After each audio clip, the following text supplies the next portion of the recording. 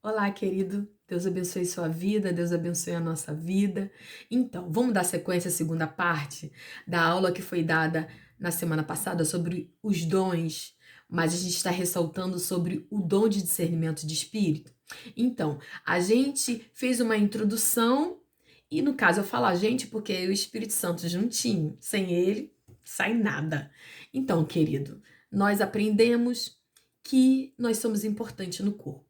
E o corpo, ele é formado por vários membros, que simboliza cada cristão, cada servo de Deus. E que Cristo é o cabeça, e que cada um tem uma parte no corpo, tem a sua posição no corpo. E cada um recebe um dom, ou um, ou dois, ou três, ou quatro, não importa.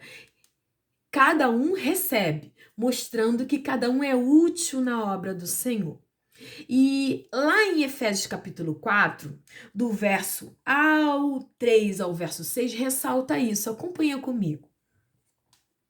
Fazendo tudo para preservar a unidade do espírito no vínculo da paz. Há somente um corpo e um só espírito, como também é uma só esperança para o qual vocês foram chamados. Há um só Senhor e uma só fé, um só batismo e um só Deus, e Pai de todos, o qual é sobre todos e age por meio de todos e está em todos. Então eu quero já começar essa aula te relembrando o que a gente terminou na conclusão da aula passada, que há só um corpo, há só um Deus e que age por meio de todos, não por meio de alguns, por meio de todos. Então a gente já começa já essa semana que está se findando e o início da outra feliz. Sim, você tem os seus problemas assim como eu tenho os meus, mas temos que descansar no Senhor e não podemos deixar que esses problemas roubem a nossa alegria, porque a nossa alegria é o Senhor e a confiança que temos nele. Então, vamos parar com essa tristeza. Para com isso, levanta daí, entendeu? Se arruma, se penteia e se alegre, porque Deus é contigo e você vai sair dessa, tá bom? Então vamos trabalhar um pouquinho hoje duas passagens bíblicas bem resumidamente, porque foi extenso o vídeo de passado. Eu vou fazer o possível para que esse também não seja sobre o discernimento de espíritos, tá bom? Mas antes, eu vou falar bem rapidamente a diferença de dom e de talento. Talento, o que é talento? É o famoso talento natural, que é destinado a todos os homens, tá bom? Não é destinado somente àquele que aceita Jesus como seu único salvador e participa de uma membresia ali, de um grupo eclesiástico. Não. E esse dom, esse talento, melhor dizendo, ele é destinado a todos, independente daqueles que creem em Deus ou não. Então, eu vou falar assim de forma mais resumida aqui para você. Olha só, o que é talento? É a capacidade concedida por Deus a todos os homens, indistintamente. O talento natural, conforme ressaltei. Serve tanto para a realização pessoal como para o bem da humanidade.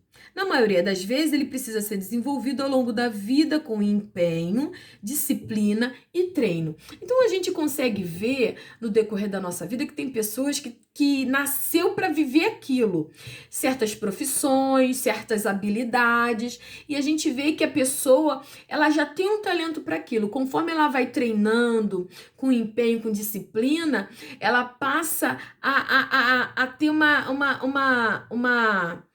ela passa a trabalhar naquilo de forma bela, de forma que você olha, nossa, que profissional, né? Nossa, mas que habilidade que fulano tem de aprender um instrumento e assim vai. A gente consegue detectar em certos seres humanos. Acredito, se você parar para analisar cada ser humano, cada um tem um talento em uma área. E é necessário a gente descobrir conforme a gente vai desenvolvendo a vida. Então, um talento, você já nasce com ele e ele é destinado a todos os seres humanos. Agora, o dom já é algo mais específico, com objetivo específico.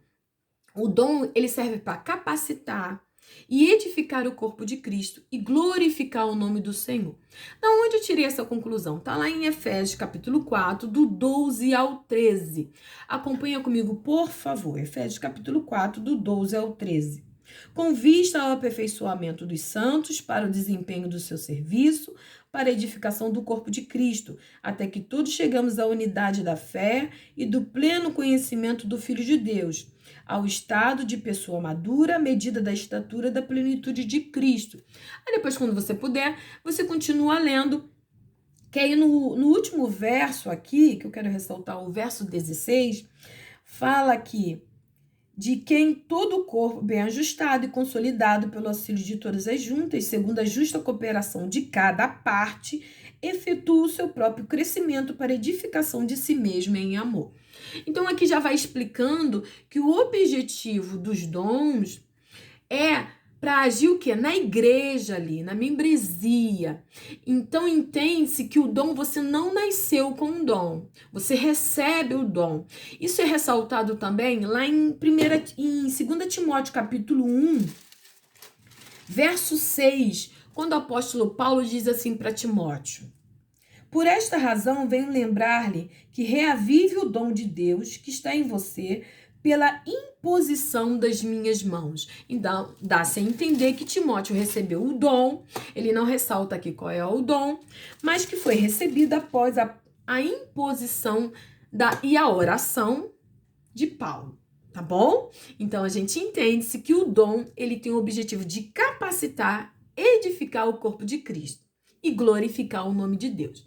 Então, para você ser exercido ali, no corpo de Cristo, ali no convívio com os irmãos, ok? Tudo bem? Então, vamos prosseguir? Então, vamos lá, querido. Então, a primeira passagem que eu quero ressaltar com você, que demonstra o servo de Deus que tem um discernimento de espírito e como esse dom é valiosíssimo, que consegue detectar o falso do verdadeiro, a malícia de Satanás, a estratégia de Satanás, se encontra lá na primeira passagem de Atos, que eu quero ressaltar com vocês, Atos capítulo 16, do 16 ao 18. Aqui mostra uma jovem que aparentemente ela tá falando a verdade, mas o que estava nela não era de Deus. Acompanha comigo, Atos capítulo 16, verso 16. E aconteceu que, indo nós à oração, nos saiu ao encontro uma jovem que tinha espírito de adivinhação, o qual, adivinhando, dava grande lucro aos seus senhores. Verso 17. Esta, seguindo a Paulo e a nós, clamava dizendo: estes homens que nos anunciam o caminho da salvação são servos de Deus Altíssimo. Até aí, essa jovem não está mentindo. Eles realmente eram servos de Deus Altíssimo. Acompanhem comigo o verso 18. E isto fez ela por muitos dias.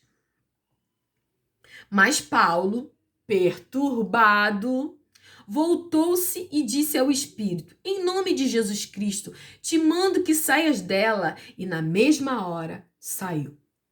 Ué, mas durante muitos dias aquela mulher, ela estava falando, ressaltando verdades, porque realmente eles eram servos de Deus Altíssimo e eles proclamavam a verdade de Deus. Mas Paulo ficou perturbado, né? Ele ficou perturbado, por quê? Por que ficou com essa inquietação? Foi o Espírito Santo de Deus alertando ele que, embora esta jovem estivesse falando a verdade, o que habitava nela não era de Deus.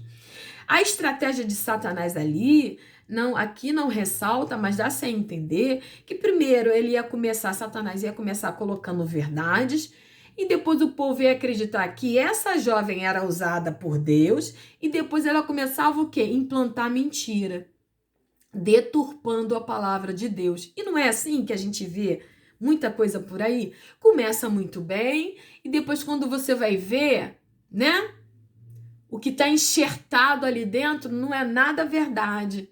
É um pouco da palavra de Deus com certas ideologias demoníacas, com certos achismos, que é também um grande perigo. E assim vai. É assim que o inimigo faz.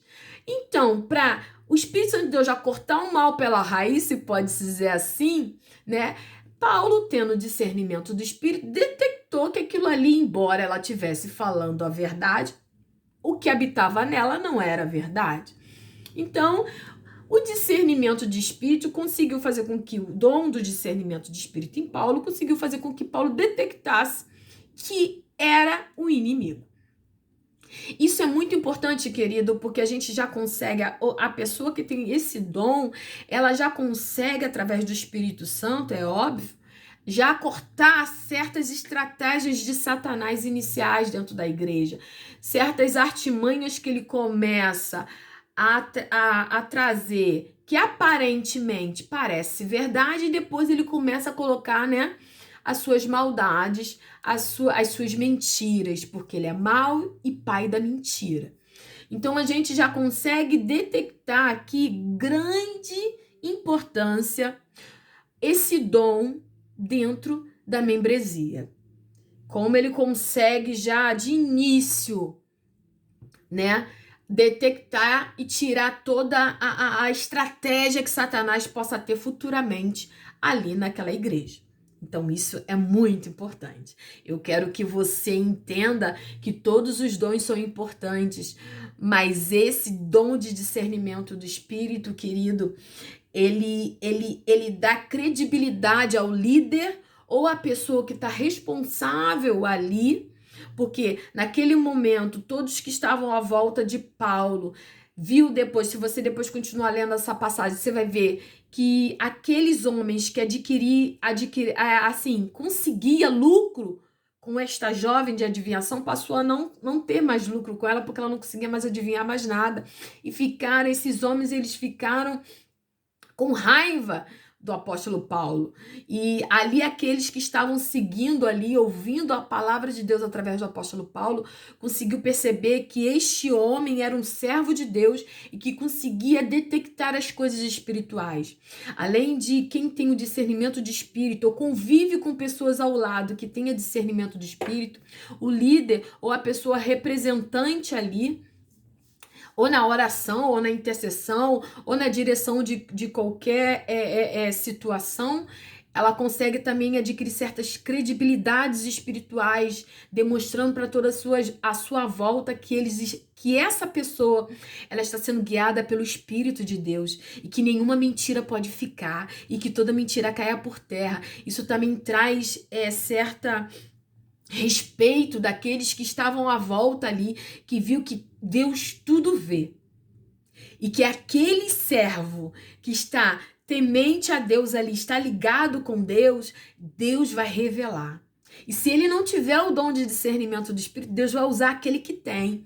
Então, por isso que nós que estamos aqui no corpo de Cristo, ali congregando, nós temos que estar ligado. Independente se o líder ali presente não tiver o discernimento do Espírito, o outro irmão que está sentado, que também faz parte do corpo, ele pode ter o discernimento do Espírito. E ele pode fazer com que venha ajudar aquele líder ou aquela pessoa que está representando ali o trabalho. Então, querido, todos nós, quando estivermos ali trabalhando na obra, temos que ficar ligado no Espírito Santo de Deus para que os nossos dons, aquilo que Deus tem nos dado, Deus possa exercitar no corpo de Cristo e o nome dele ser glorificado, porque foi o que ficou no final, foi isso que foi glorificado, o nome do Senhor, mostrando que Deus tudo vê. Acompanha comigo também rapidamente, que eu não quero me estender muito nessa passagem, em Atos capítulo 5, do 1 ao 11, que mostra o casal que ressaltei na aula passada. Mas antes, eu quero te trazer uma lembrança do capítulo 4 de Atos. O que eu vou enfatizar é o capítulo 5, do 1 ao 11, mas eu quero te lembrar que antes de acontecer esse fato que é ressaltado em Atos capítulo 5, do 1 ao 11, antes, em Atos capítulo 4, acompanha comigo só para não ficar nas minhas palavras, Atos dos Apóstolos capítulo 4, no verso 36. Ressalta um homem bem conhecido, um servo de Deus, que futuramente se tornou um profeta e missionário, o famoso Barnabé, o homem da consolação, o homem que sempre tentava apaziguar aquilo que estava assim meio exaltado na igreja, um homem que deu valor a Marcos, quando Paulo, meio exaltado, rejeitou Marcos, porque há tempos atrás, tinha largado eles e foi embora. Mas Barnabé tinha um coração misericordioso. Não que Paulo não tivesse, mas ele era mais explosivo. Mas Barnabé é aquele cristão que tenta sempre acreditar no próximo, sempre dar uma segunda chance. Se lembra desse famoso Barnabé que participou das viagens missionárias com Paulo, que o Espírito Santo de Deus, após eles terem jejuado e orado, falou: separai para mim Paulo e Barnabé para a obra que tenho para com eles. Pois é, esse Barnabé, aqui em Atos capítulo 4, a partir do verso 36, aparentemente ele ainda não era ninguém que eu falo para as pessoas, ou talvez até para a obra de Deus. Depois a gente vê lá mais à frente quem se tornou esse Barnabé, mas é que mostra logo no início um homem que era desprendido das coisas materiais, um homem que queria se dedicar totalmente para a obra. Mas, querido, não quer dizer que se você dá ou não dá, você não é isso. Eu só estou ressaltando que na igreja primitiva era feito dessa forma. Acompanha comigo Atos capítulo 4, verso 34. Olha como era. Não havia nenhum necessitado entre eles, porque os que possuíam terras ou casas, vendendo-as, traziam os valores correspondentes e os depositavam aos pés dos apóstolos. Então se distribuía a cada um conforme a sua necessidade. Então, na igreja primitiva, era assim. As pessoas, quando iam aceitando a Jesus, elas iam se desprendendo das coisas materiais e ajudando o próximo. E Barnabé, ele tem esse coração misericordioso, esse coração que pensa no próximo, que tem empatia. E isso é ressaltado, mostrando, melhor dizendo, que ele foi feito de coração, essa atitude dele, porque mais à frente, mesmo ele já sendo um grande homem de Deus no ministério com Paulo, e depois também com Marcos, mostra que ele sempre teve esse intuito de ajudar, de somar, de valorizar o próximo, de ajudar o próximo. E aqui mostra, Atos capítulo 4, verso 36, o que ele fez. Ele aparentemente não era muito conhecido. Acompanha comigo. Então José, a quem os apóstolos chamavam de Barnabé, que quer dizer filho da consolação, um levita natural de Chipre, vendeu um campo que possuía, trouxe o dinheiro e o depositou aos pés dos apóstolos. Então, querido, se você ler o capítulo 4 todo de Atos, você vai ver que ninguém era obrigado a dar nada. As pessoas davam de coração, porque sentia a necessidade de ajudar o próximo, o necessitado da igreja. Era uma forma da igreja primitiva ir abençoando os pobres, e assim vai. Então, ele não foi obrigado, ele simplesmente deu. Mas Ananias e Safira, um casal, ele viu essa atitude de Barnabé, acredito eu, porque logo depois a Bíblia entra em capítulo 5, verso 11, foi separado em capítulos recentemente, a Bíblia não era separada de capítulos, mas logo depois entra essa sequência histórica aí de Barnabé e Ananias, mostrando o que eles estavam fazendo, imitou Barnabé, melhor dizendo. Mas aqui ressalta, querido, que eles não fizeram de coração.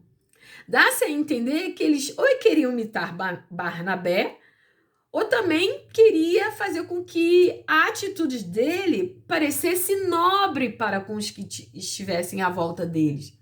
Porque demonstra que eles não fizeram de coração ao ponto deles pegarem uma parte e esconder para eles. Mas os apóstolos não obrigavam ninguém a vender nada, a dar nada. As pessoas davam de coração. Acompanha comigo?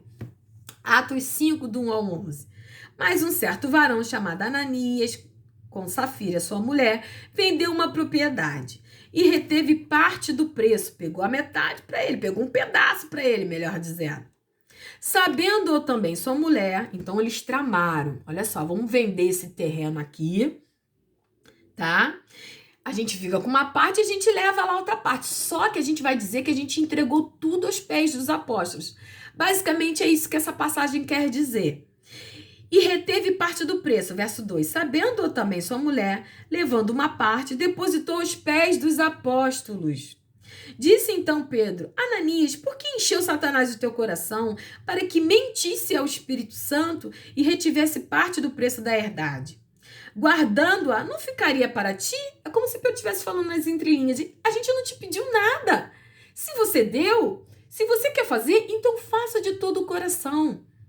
Aí a gente abre um parênteses, porque eu não quero me estender muito para esse vídeo não ficar muito longo, mas não tem como. O Espírito Santo de Deus vai ministrando no nosso coração. Seja você. Nós, no corpo de Cristo, nós aprendemos que cada um tem sua importância e cada um recebeu um dom. E você, ninguém pode ocupar o seu espaço no corpo de Cristo. Então, querido, diante disso, seja você. Faça aquilo que você crê que realmente é verdadeiro. Porque a palavra de Deus fala que se a gente fizer algo sem fé, a gente está pecando. Então, faça de coração. Se você for dar, dê de coração. Se você for fazer algo, faça de coração. Faça crendo que aquilo é verdadeiro, que aquilo agrada a Deus, que aquilo é real para você. Não faça porque fulano ou ciclano fez. Faça simplesmente porque você quer fazer, ok? Assim, você vai ser bênção. Porque a gente tem que entender que a gente não é bênção porque a gente quer imitar fulano ou ciclano. Você é bênção porque você faz parte do corpo. Então, diante disso, você já é bênção. Agora, se você quer dar frutos, seja você no corpo de Cristo. Peça ao Senhor para ministrar no seu coração e te dirigir e dizer a você o que você tem que fazer. Tá bom? Então vamos continuar. Verso 3. Disse então Pedro: Ananias, por que encheu Satanás o teu coração para que mentisse ao Espírito Santo e retivesse parte do preço da herdade? Guardando não ficaria para ti e vendida não estaria em teu poder? Por que formaste este desígnio em teu coração? Não mentiste aos homens, mas a Deus. E Ananias, ouvindo esta palavra, caiu e expirou, morreu. E um grande temor veio sobre todos os que isto ouviram. Verso 6. E levantou-se os jovens, cobriram o morto e transportando para fora o sepultaram. E passando um espaço de quase 3 horas, olha só, tramaram. Você vai na frente, Ananias, fala isso. Safira, ó, está acordado, a gente vai falar isso. Depois de 3 horas, você chega lá fingindo que você não sabe nada. E se ele perguntar, você fala que a gente vendeu por esse preço. É isso mais ou menos que está dizendo aqui. Verso 7. E passando um espaço de quase 3 horas, entrou sua mulher, não sabendo o que havia acontecido, não sabendo que seu esposo tinha morrido. E disse-lhe Pedro: dize-me, vendeste, portanto, aquela herdade? Pedro pergunta assim nas entrelinhas. É por esse preço que seu esposo falou, é por esse preço, melhor dizendo, que você vendeu a terra? Ela disse: sim, portanto. Verso 9. Então Pedro disse: por que é que entre vós vos concertastes para tentar o Espírito do Senhor? Eis aí a porta os pés dos que sepultaram teu marido, e também te levarão a ti. E logo caiu aos seus pés e expirou. E entrando os jovens, acharam-na morta e a sepultaram junto do seu marido. E houve um grande temor em toda a igreja e os que ouviram estas coisas. Depois, com calma, é porque a gente tem que falar aqui rapidinho, a gente entende que logo que o marido dela morreu, Ananias morreu, ocorreu o quê? Temor na igreja. Todos viram, contemplaram a situação. E logo depois, que aconteceu também com Safira, todos, a igreja, todos ouviram, todos passaram a ter temor. A gente ressaltou no começo desta aula que o objetivo do dom é para trazer, para capacitar e edificar a igreja. Na primeira vez, muitos anos atrás, quando eu li essa passagem, eu falei, nossa, mas precisava eles morrerem? Há certos momentos que Deus tem que cortar o mal pela raiz. Há certas coisas que é necessário agir de forma drástica para que a igreja venha entender que Deus é coisa séria. E Deus é santo. E Deus não compactua com a mentira e com a falsidade. Então a gente entende-se, querido, que para a gente ser bênção no corpo, embora nós temos a nossa parte ali, o nosso espaço na membresia, nós temos que entender que o dom que Deus nos deu é para edificar nós e a igreja, nós porque fazemos parte do corpo, mas Deus é coisa séria. Nós temos que levar Deus a sério, porque Deus é santo e Deus fala: vós que sois santos, se santifique mais ainda. Então, diante disso, nós aprendemos que o dom de discernimento de espírito é valiosíssimo no corpo de Cristo. E ele consegue detectar logo de início as artimanhas de Satanás. Então, se você ainda não consegue detectar qual é o dom que você tem, eu ressalto o que foi falado na primeira aula. Começa a pedir ao Senhor para te revelar, mas também você consegue detectar, consegue reconhecer o dom ou os dons que Deus te deu congregando ali, no batalhar, no corpo de Cristo. Tá bom? E se você já sabe quais são os dons que Deus te deu e você consegue detectar que você não tem esse dom de discernimento de espírito, congregue, porque ali com certeza terá uma pessoa que tem esse dom. E muitas vezes o Espírito Santo de Deus usa essa pessoa para falar conosco, para nos dar certos conselhos, para nos alertar. Diante disso, querido, eu quero abrir um parênteses aqui para você. Você tem que entender que o segundo mandamento do Senhor é: amarás o teu próximo como a ti mesmo. Quando nós amamos o nosso próximo, nós conseguimos valorizar o nosso próximo em detrimento de nós. Nós entendemos que nós não somos mais importantes do que o nosso próximo. E com isso, passamos a o quê? A escutar o nosso próximo. Muitas pessoas sendo usadas por Deus, não estou dizendo aqui profetadas, tá? Existem profetadas, mas também existem pessoas tremendamente capacitadas e cheias do Espírito Santo de Deus, que Deus usa para falar conosco. E nós temos que ter humildade para conseguir entender, melhor dizendo, que aquelas pessoas que congregam conosco, elas também fazem parte do corpo e elas também têm dons. E Deus pode usá-las para falar conosco. Às vezes eu escuto pessoas falando assim: ah, se Deus quer falar comigo, eu sou a pessoa mais interessada. É claro que ele vai falar comigo, ele não precisa mandar recado. Às vezes nós estamos com o nariz tão em pé. Às vezes a gente está se sentindo, né, tão importante, que isso faz com que a gente venha ficar surdo. E o Espírito Santo de Deus, ele não grita. Ele fala de forma suave e mansa. E às vezes o nosso eu tá tão forte, tão grande, que isso abafa o Espírito de Deus em nós.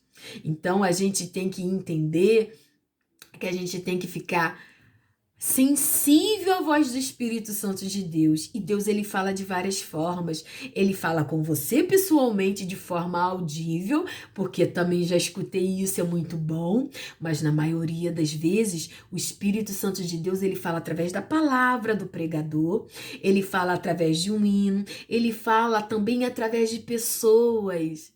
Então, querido, eu termino esta aula lhe dizendo algo.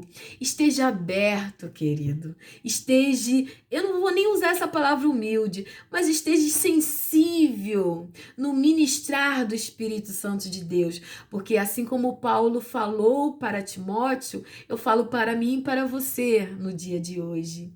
Aviva o dom que há em você, mas também receba a bênção de outros irmãos. Estamos ali para congregar junto, para um abençoar o outro. E que o Senhor Jesus te abençoe de forma tremenda. Assim como os apóstolos ali unidos num só propósito de propagar a palavra do Senhor e exaltar o nome desse Deus soberano, um abençoava o outro. Assim é a igreja. É um abençoando o outro. Você não consegue caminhar sozinho. Você não consegue caminhar dentro da sua casa. Isso aí é mentira do inimigo. Você precisa congregar. É bíblico que você esteja conosco num só corpo, ali somando. Porque eu volto a dizer, eu preciso de você. Você tem algo que Deus te deu e que eu preciso para abençoar a minha vida. Assim como eu posso te abençoar e outros irmãos à sua volta. Querido, que o Senhor Jesus te abençoe de forma tremenda e que você entenda que cada um precisa do outro e que você tem que entender que quando você menos esperar, Deus usa um irmão e pode falar com você e pode trazer a resposta que tanto você está pedindo.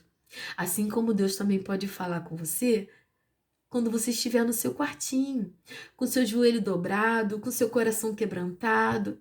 Querido, Deus fala de várias formas, mas eu termino ressaltando algo que você nunca pode esquecer. Deus ama a união. Sim, Ele ama a união. A palavra do Senhor fala que a sétima coisa Deus abomina, que é a contenda entre os irmãos, porque causa divisão, discórdia. Isso Satanás adora.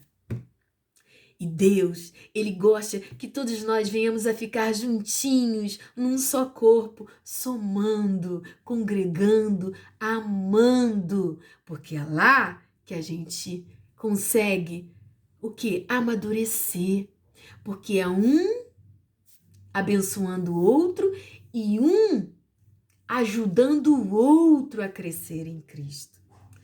Que o Senhor Jesus te abençoe.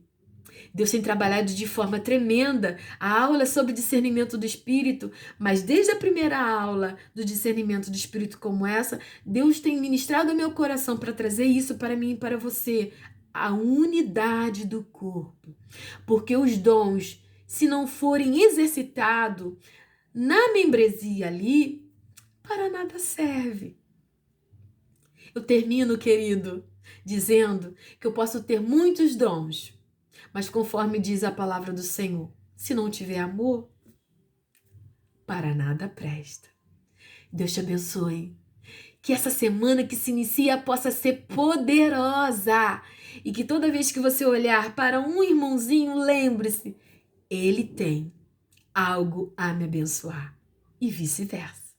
Deus te abençoe, querido. Um abraço.